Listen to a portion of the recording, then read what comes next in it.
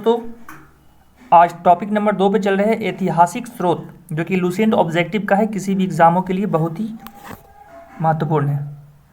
तो आइए चलते हैं, सबसे पहले क्वेश्चन नंबर 1 पे चलते हैं। तो क्वेश्चन नंबर 1 बोलता है कि बीते हुए युगों की घटना के संबंध में जानकारी देने वाले स्रोतों को क्या कहा जाता है। तो ऐसे स्रोतों को हम ऐतिहासिक स्रोत कहते हैं। बीते हुए युगों की घटना के संबंध में जानकारी देने वाले स्रोतों को ऐतिहासिक स्रोत कहा जाता है। आगे दोनों निम्नलिखित में से कौन सा कथन सही है? तो इसका उत्तर हो जाएगा सबसे पहले साहित्यिक स्रोतों की तुलना में पुरातात्विक स्रोत अधिक प्रामाणिक होते हैं। बाकी सब तीनों उत्तर गलत हैं। तीसरा नंबर चल जाते हैं, किस वेद में प्राचीन वैदिक युग की संस्कृति के बारे में सूचना दी गई है? तो आप जब पढ़िएगा ऋग्वेद, तो ऋग्वेद में इसकी सूचना दी गई है। आगे है, निम्नलिखित में से कौन सा ग्रंथ श्रुति ग्रंथ का अंग नहीं माना जाता है? तो आपको पता करना है। देखिए, पुराण जो रहता है ना, पुराण उस श्रुति ग्रंथ का अंग नहीं पाया जाता है, बाकी ये सब पाया जाता है। ठीक है, आगे फिर बात करते हैं, निम्नलिखित में से कौन सा ग्रंथ यह दावा करता है कि जो उस ग्रंथ में है वह विश्व में, और जो उस ग्रंथ में नहीं है वह विश्व में अलभ्य है? ये कौन सा ग्रंथ बताता है? तो महाभारत बताता है ऐसा काम। ठीक है, निम्नलिखित में से कौन सा ग्रंथ यह दावा करता है कि जो उस ग्रंथ में है वह विश्व में है, ठीक है, और जो उस ग्रंथ में नहीं है वो विश्व में अलग है, कहीं नहीं है? तो महाभारत। त्रिपिटक का संबंध किससे है? तो त्रिपिटक का संबंध बौद्ध धर्म से है, ध्यान दीजिएगा। त्रिपिटक का, ये सब इंपॉर्टेंट क्वेश्चन है, ये सब एग्जाम में पूछा जाता है। त्रिपिटक बौद्ध धर्म से संबंधित है। जातक का संबंध किससे है? तो जातक भी बौद्ध धर्म से संबंधित है, आपको पता होना चाहिए, जातक भी बौद्ध धर्म से संबंधित है।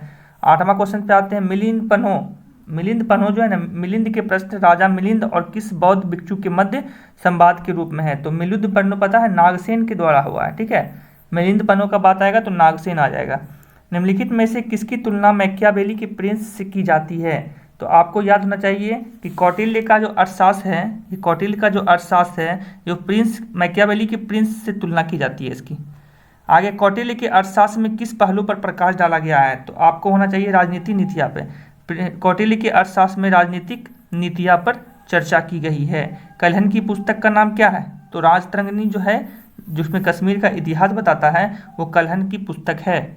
आगे फिर वह अष्टाध्यायी के लेखक कौन है? तो अष्टाध्यायी किसके द्वारा लिखी गई है? तो पाणिनि के द्वारा अष्टाध्यायी लिखा गया है। महाभाष्य के रचनाकार कौन है? तो महाभाष्य के रचनाकार पतंजलि है, याद होना चाहिए। महाभाष्य के रचनाकार कौन है? पतंजलि है। कालिदास द्वारा रचित मालविका अग्निमित्रम, ठीक है, मित्र नाटक का नायक कौन था?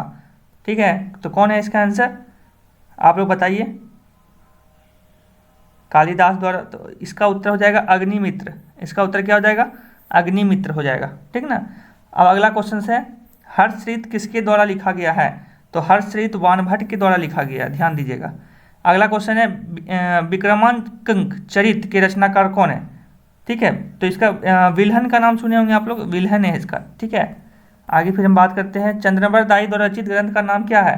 तो चंद्रबरदाई जो लिखी गई है वो पृथ्वीराज रासो द्वारा लिखी गई है। ठीक है, चंद्रबरदाई जो लिखी है ग्रंथ है वो पृथ्वीराज रासो के रचनाकार चंद्रबरदाई है। ठीक है, आगे फिर हम अगला क्वेश्चन पे बात करते हैं। 17 के बाद 18 नंबर क्वेश्चन पे हम बात कर रहे हैं। देखिए, 18 नंबर क्वेश्चन इधर है। 18 नंबर क्वेश्चन में ये बताता है कि निम्न में से कौन सिकंदर के साथ भारत आने वाला इतिहासकार नहीं था? तो आपको पता होना चाहिए कि हेरोडोटस जो आया था वो सिकंदर के साथ नहीं आया था। ठीक है, हेरोडोटस जो सिकंदर के साथ नहीं आया था, तो सिकंदर के साथ निरियाकस, एनियाक्रिस्टस और एस्टोबुलस। ये भी पूछा जाता है कि सिकंदर के साथ कौन कौन आया हुआ है। तो सिकंदर के साथ आने वाले 3 गो थे, हेरोडोटस अलग थे। ठीक है, आगे बात करते हैं, निम्नलिखित में से किस विदेशी यात्री ने भारत का दौरा सबसे पहले किया था? तो इसका भी उत्तर आपको होना चाहिए याद। मेगास्थनीज जो है, इसमें से, इस चारों में से मेगास्थनीज सबसे पहले भारत आया था। मेगास्थनीज की पुस्तक का नाम क्या है? तो आपको याद होना चाहिए, मेगास्थनीज की पुस्तक का नाम इंडिका है। मेगास्थनीज की पुस्तक का नाम इंडिका है। ठीक है, अब आगे बात करते हैं 21 नंबर क्वेश्चन, जियोग्राफिया की रचनाकार किसने किया था? तो स्ट्रेबो नामक एक व्यक्ति थे जो जियोग्राफिया के रचनाकार थे। तो प्लिनी की पुस्तक का नाम क्या है? प्लिनी, तो नेचुरलिस्ट हिस्ट्री, तो ये प्लिनी की पुस्तक है। ठीक है, आगे फिर बात करते हैं 23 नंबर क्वेश्चन पे, पेरिप्लस ऑफ एरिथ्रियन सी की रचनाकार कौन है? कौन है बताइए आप लोग। तो अज्ञातनामा यूनानी लेखक ने इसका वर्णन किया था। ठीक है, अज्ञात नामक यूनानी लेखक।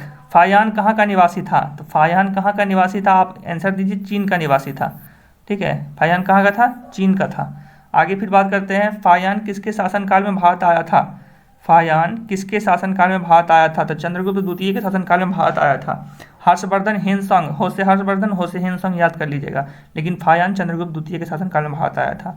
हर्षवर्धन के समय में कौन सी चीनी यात्री भारत आया था? तो देखिए, हर्षवर्धन हो है, हो से, तो हो से हेनसोंग हो जाएगा। ठीक ना।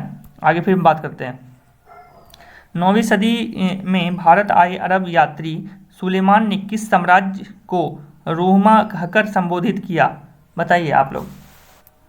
पाल वंश, जो पाल जो था उसको रोमा कह के संबोधित किया। 9वीं सदी में भारत आए अरब यात्री सुलेमान ने किस साम्राज्य को रोमा कहा? तो पाल को रोमा कहा। अगला क्वेश्चन से, अल-बरूनी किसके शासनकाल के इतिहासकार थे? अल-बरूनी किसके शासनकाल के इतिहासकार थे? इंपॉर्टेंट क्वेश्चन था। महमूद गजनवी इसका उत्तर हो जाएगा। ठीक ना, महमूद गजनवी। यात्री इब्न बतूता कहाँ से आए थे? यात्री इब्न बतूता कहाँ से आया था? तो मोरक्को से आया था, याद रखिएगा, मोरक्को से आया था। अगला क्वेश्चन, दक्षिण अफ्रीका यात्री इब्न बतूता किसके शासनकाल में भारत आया था? बता सकते हैं? तो याद रखिएगा, मोहम्मद बिन तुगलक के शासनकाल में इब्न बतूता भारत आया था। अगला क्वेश्चन से, फारस के सुल्तान मिर्जा शाहरुख के राजदूत अब्दुल रज्जाक 1443 से 44 ईस्वी में किस विजयनगर सम्राट के शासनकाल में विजयनगर आया था? इंपॉर्टेंट क्वेश्चन है ये। क्वेश्चन देवराज द्वितीय, इसका उत्तर याद कर लीजिएगा, देवराज द्वितीय के समय में भारत आया था। ठीक ना। अब अगला क्वेश्चन है, भारतीय पुरातत्व सर्वेक्षण आर्कोलॉजिकल सर्वे ऑफ इंडिया के स्थापना कब हुई थी? तो इसकी स्थापना कब हुई थी आप बता सकते हैं? तो 1861। इंपॉर्टेंट क्वेश्चन है ये क्वेश्चंस इंपॉर्टेंट है। 1861 में एएसआई की स्थापना हुई थी। ठीक है। भारतीय पुरातत्व के जनक कौन है? भारतीय पुरातत्व के जनक कौन है? तो आपको याद होना चाहिए, अलेक्जेंडर कनिंघम, अलेक्जेंडर कनिंघम। आगे फिर बात करते हैं, निम्नलिखित विद्वानों में हड़प्पा सभ्यता का सर्वप्रथम खोजकर्ता कौन है? तो आपको याद 100% होना चाहिए कि इसकी खोजकर्ता दयाराम साहनी है, दयाराम साहनी है। हड़प्पा सभ्यता की खोज किस वर्ष हुई थी? तो 1921 में हुई थी। कब हुई थी? 1921 में हुई थी। फिर आगे 35 के बाद 36 नंबर क्वेश्चन पे हम जा रहे हैं। 37 नंबर क्वेश्चन बोलता है कि सिंधु घाटी सभ्यता की खोज निकालने में जिन दो भारतीयों का नाम जुड़ा है उनका नाम क्या है? तो उनका नाम आप बता सकते हैं, उनका नाम क्या है? तो दयाराम साहनी एवं राखल दास, मतलब आर.डी. बनर्जी, राखल दास बनर्जी। तो इसका उत्तर हो जाएगा ए नंबर। ठीक है, इसका उत्तर क्या हो जाएगा? ए नंबर। आगे फिर बात करते हैं, हड़प्पा एवं मोहनजोदड़ो की पुरातात्विक खुदाई के प्रभारी कौन थे? तो इसका उत्तर हो जाएगा सर जॉन मार्शल। कौन थे? सर जॉन मार्शल थे। अब न्यूमिस्मेटिक्स क्या है? न्यूमिस्मेटिक्स क्या है? तो सिक्कों व धातुओं का अध्ययन जो होता है उसको न्यूमिस्मेटिक्स कहते हैं। ये भी इंपॉर्टेंट क्वेश्चन है। सिक्कों और धातुओं का अध्ययन को न्यूमिस्मेटिक्स कहते हैं। 39 क्वेश्चन है, एशिया माइनर स्थित बोगाज कोई महत्वपूर्ण इसलिए है कि क्या वहाँ से जो अभिलेख प्राप्त हुए हैं उनमें 4 वैदिक देवताओं इंद्र, वरुण, मित्र व नासत्य का उल्लेख मिलता है। तो इसका उत्तर ए हो जाएगा। ठीक ना। आगे 40 नंबर क्वेश्चन बोल रहा है, आगे बढ़ते हैं। पहले 40 नंबर क्वेश्चन क्या बोलता है कि अशोक के शिलालेख को पढ़ने वाले प्रथम अंग्रेज कौन थे? तो इसका ये सब इंपॉर्टेंट क्वेश्चन है। ये देखिए, CGPCS में 2003, BBSC 2008, SSC में 2012 में पूछा गया। तो जेम्स प्रिसेंस ने सबसे पहले इसको पढ़ा था। ठीक है। अशोक के अधिकांश अभिलेख किस भाषा में लिखा गया? इंपॉर्टेंट क्वेश्चन है। तो इसका उत्तर हो जाएगा प्राकृत एवं ब्राह्मी लिपि, प्राकृत एवं ब्राह्मी। ठीक है। आगे फिर बात करते हैं 42 नंबर, कहाँ से अशोक के द्विभाषी ग्रीक व अरमाइक अभिलेख प्राप्त हुए हैं? तो इसका उत्तर दीजिए आप लोग 42 नंबर। तो सर एकूना कंधार से, सर एकूना कंधार से प्राप्त हुआ है। 43 नंबर क्वेश्चन में बात करते हैं, अशोक के मनसेहरा पाकिस्तान एवं सहनबाज गढ़ी पाकिस्तान से प्राप्त शिलालेख में किस लिपि का प्रयोग किया गया है? तो इसमें खरोष्टी लिपि का प्रयोग किया है। आप लोग ध्यान दीजिएगा, इसमें खरोष्टी लिपि का प्रयोग किया गया है। अब प्राचीन भारत में कौन सी एक लिपि दाएं से बाईं ओर लिखी जाती थी? तो याद रहना चाहिए, खरोष्टी लिपि। खरोष्टी लिपि कैसे लिखी जाती थी? दाईं से बाईं ओर लिखी जाती थी। अब आगे 45 नंबर का बात करेंगे, हेलियोडोरस का वेशनगर अभिलेख संदर्भित है। तो हेलियोडोरस का केवल वासुदेव से संबंधित है, केवल वासुदेव से संबंधित है। ठीक ना। आगे बात, निम्नलिखित में से कौन सा अभिलेख कलिंग नरेश खारवेल से संबंधित है? तो हाथी गुम्फा अभिलेख की चर्चा बात की है उड़ीसा का, वो कलिंग नरेश खारवेल से संबंधित है। आगे बात करते हैं 47 नंबर, सर्वप्रथम भारत में विशुद्ध संस्कृति भाषा में लंबा अभिलेख किस राजा द्वारा जारी किया गया था? तो आपको याद होना चाहिए, शक क्षत्रप रुद्रदमन द्वारा, शक क्षत्रप रुद्रदमन द्वारा। फिर काव्य शैली का प्राचीनतम नमूना किसके अभिलेख में मिलता है? काव्य शैली का प्राचीनतम मतलब नमूना किसके अभिलेख में मिलता है? तो रुद्रदामन के अभिलेख में मिलता है। आगे फिर बात करते हैं अगला क्वेश्चन 49 नंबर पे। आइए चलते हैं 49 नंबर। इसमें बोलता है निम्नलिखित में से किस अभिलेख में चंद्रगुप्त मौर्य और अशोक दोनों का उल्लेख किया गया है? किस अभिलेख में? तो महाक्षत्रप रुद्रदामन का जूनागढ़ अभिलेख, महाक्षत्रप रुद्रदामन का जूनागढ़ अभिलेख में। ठीक है, फिर आप 49 के बाद 50 नंबर सवाल पे चलते हैं हम आप लोग के साथ। 50 नंबर सवाल में क्या बोल रहा है कि समुद्रगुप्त की सैनिक उपलब्धियों का वर्णन उसके किस अभिलेख में उपलब्ध किया गया है? तो प्रयाग अभिलेख में। ध्यान देना चाहिए, प्रयाग अभिलेख में। 51 नंबर है, प्रयाग सशक्ति अभिलेख का मतलब लेखन हरिसेन की किस शासक का दरबारी कवि था? ठीक ना, हरिसेन किस शासक के दरबारी कवि थे? समुद्रगुप्त, याद रखिएगा, समुद्रगुप्त के दरबारी कवि हरिसेन थे। मेहरौली दिल्ली स्थित लौह स्तंभ का निर्माण किस सदी में हुआ था? तो चतुर्थ सदी, इसका याद रखिएगा, चतुर्थ सदी में हुआ था।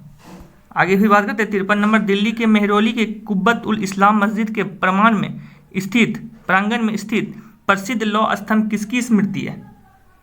बताइए किसकी स्मृति है? तो चंद्र की स्मृति है। सती प्रथा का पहला पुरातात्विक उल्लेख कहाँ मिलता है? तो एरन अभिलेख इसका उत्तर हो जाएगा, एरन अभिलेख, ये नीचे वाला एरन अभिलेख मिलता है। आगे फिर बात करते हैं एरन अभिलेख का संबंध किस शासक से था? एरन अभिलेख का संबंध भानुगुप्त से था, भानुगुप्त से था। ठीक है, आगे है एहोल प्रशस्ति का रचयिता रविकीर्ति किस चालुक्य शासक का दरबारी कवि था? किस शासक का दरबारी कवि था? तो पुलकेशिन द्वितीय इसका उत्तर हो जाएगा, पुलकेशिन द्वितीय का दरबारी कवि था। हर्ष एवं पुलकेशिन द्वितीय के मध्य हुए संघर्ष की जानकारी कहाँ से मिलती है? तो ये एहोल अभिलेख से मिलेगी। एहोल अभिलेख जब पढ़िएगा ना तो आपको हर्ष एवं पुलकेशिन द्वितीय के मध्य हुए संघर्ष की जानकारी मिलेगी। उसके बाद है कवि कालिदास के नाम का उल्लेख किस लेख में मिलता है? तो एहोल के उत्कीर्ण लेख में, एहोल के उत्कीर्ण लेख में। देखिए एहोल के उत्कीर्ण लेख में। अभिलेख को ऐतिहासिक प्राकलन में, अगला क्वेश्चन है 59 नंबर, एहोल अभिलेख को ऐतिहासिक प्राकथन के साथ प्रारंभ करने की परंपरा का सूत्रपात किसने किया था? तो इसको राजराजा प्रथम ने किया था, राजराजा प्रथम ने किया था। आगे क्वेश्चन है कहाँ से प्राप्त अभिलेख में महासभा की कार्य प्रणाली के विषय में विस्तृत जानकारी मिलती है? तो इसका उत्तर हो जाएगा उत्तर मेरूर में, उत्तर मेरूर से। ठीक है, भारत में सिक्कों का प्रचलन कब प्रारंभ हुआ? तो 600 ईस्वी पूर्व में, 600 ईस्वी पूर्व में। ठीक है, आगे बात करते हैं 62 नंबर, भारत में प्राचीनतम मुद्रा माना जाता है। भारत के प्राचीनतम मुद्रा कौन सा है आप लोग बताइए? तो आहत सिक्का जो होता है ना, आहत सिक्का, वो भारत का प्राचीनतम मुद्रा है। आगे फिर बात करते हैं 63 नंबर क्वेश्चन, भारत में सर्वप्रथम स्वर्ण मुद्राएं किसने चलाई थी? भारत में सर्वप्रथम स्वर्ण मुद्राएं किसने चलाई थी? तो इंडो बैक्टीरियन ने चलाया था। कौन चलाया था? इंडो बैक्टीरियन ने। आगे 64 नंबर बात करेंगे, निम्नलिखित में से किसने सोने के सर्वाधिक शुद्ध सिक्के जारी किए थे? सोने के सर्वाधिक शुद्ध सिक्के किसने जारी किए थे? तो कुषाण ने जारी किए थे। ठीक है, कुषाण ने। सातवाहनों के समय में मुद्रा सर्वाधिक किस धातु से बनी हुई थी? तो आपको पता होना चाहिए सीसा का, सातवाहन में सीसा का सिक्का बना हुआ था। ठीक है, आगे 66 नंबर क्वेश्चन में आता है कि निम्नलिखित में से किसने बड़े पैमाने पर स्वर्ण मुद्राएं चलाए थे? किसने? तो कुषाण शासकों ने। किसने चलाए थे? कुषाण शासकों ने चलाए थे। ठीक है, अब आगे फिर चलते हैं हम 67 नंबर क्वेश्चन। सोने के सर्वाधिक सिक्के किस काल में जारी किए गए थे? तो गुप्त काल में जारी किए गए थे। किस काल में जारी किए गए थे? तो गुप्त काल में जारी किए गए थे। आगे है निम्नलिखित में से किस स्थल से रोमन सिक्के मिले हैं? तो अरिकमेडु से मिले हैं, अरिकमेडु से मिले हैं। ठीक है, भीमबेटिका किसके लिए प्रसिद्ध था? भीमबेटिका गुफाओं के लिए प्रसिद्ध था। किसके लिए प्रसिद्ध था दोस्तों? गुफाओं के लिए प्रसिद्ध था। आगे भी बात करते हैं हम, प्राचीन काल में भारत के लोग बर्मा को किस नाम से जानते थे? प्राचीन काल में भारत के लोग बर्मा को स्वर्ण भूमि कहते थे। क्या कहते थे? स्वर्ण भूमि। अंकोर वाट कहाँ है? तो कंबोडिया में। अगला क्वेश्चन है अंकोर वाट कहाँ है? तो कंबोडिया में, अंकोर वाट कंबोडिया में। फिर आगे क्वेश्चन है प्लिनी की मूल कृति नेचुरल हिस्ट्री किस भाषा में लिखी गई है? किस भाषा में लिखी गई है? तो लैटिन भाषा में लिखा गया है, लैटिन भाषा में। आगे फिर बात करते हैं चचनामा सिंध का इतिहास है और मूल रूप से किस भाषा में लिखा गया? चचनामा। तो चचनामा किस नाम? अरबी भाषा में लिखा गया है। किस भाषा में? अरबी भाषा में लिखा गया है। आगे फिर बात करते हैं हम दोस्तों भारत के सांस्कृतिक इतिहास के संदर्भ में इतिवृत्तों राजवंशीय इतिहासों तथा वीर गाथाओं को कंठबंध करना निम्नलिखित में से किस व्यवसाय था? तो ये मगध का था। ये किसका व्यवसाय था? मगध का व्यवसाय था। चीनी यात्री संयोगों ने भारत यात्रा कब किया था? 518 से 522 ईस्वी में। 518 से 522 में, ठीक है। आगे फिर बात करते हैं महाभारत युद्ध के लिए 3101 ईस्वी पूर्व तिथि का उल्लेख निम्नलिखित में से किस अभिलेख में हुआ है? तो ये पुलकेशिन द्वितीय का ऐहोल अभिलेख। पुलकेशिन द्वितीय का ऐहोल अभिलेख, ठीक है। अब 77 नंबर में चलते हैं। रावातक अभिलेख संबंधित है, रावातक अभिलेख संबंधित है कनिष्क से संबंधित है। भारतवर्ष के लिए इंडिया शब्द का प्रयोग सर्वप्रथम किसने किया था? ठीक है, तो हेरोडोटस ने इंडिया शब्द का प्रयोग किया था। भारतवर्ष के लिए इंडिया शब्द का प्रयोग सर्वप्रथम हेरोडोटस ने किया था। आगे बात करते हैं 79 नंबर क्वेश्चन पे। किसने ब्राह्मी एवं खरोष्टी लिपियों को उद्वाचित किया? किसने? तो जेम्स प्रिसेप्स ने किया था। जेम्स प्रिसेप्स ने किया था, ठीक है। अब आगे बात करते हैं निम्नलिखित में से प्राचीन भारत की कौन सी लिपि दाहिने से बाईं ओर लिखी जाती थी? तो आप लोग को सही याद होना चाहिए खरोष्टी लिपि जो था, खरोष्टी लिपि। तो ये पूरा टोटल 80 क्वेश्चन है दूसरा नंबर टॉपिक का, तो आप लोग को याद होना चाहिए और इसको याद कर लीजिए। और हमारे साथ आप जुड़ सकते हैं मुंगेर एजुकेशनल टीवी पर, और शाम में इसका क्विज होता है, वो क्विज में आप भाग ले सकते हैं।